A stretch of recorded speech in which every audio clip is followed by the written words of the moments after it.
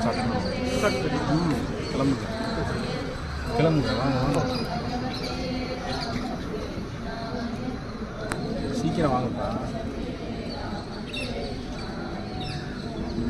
வாங்க எல்லாம் அங்கே வெயிட் பண்ணுறாரு பாருங்க வண்டியை எடுத்துட்டு முதல்ல வெளியே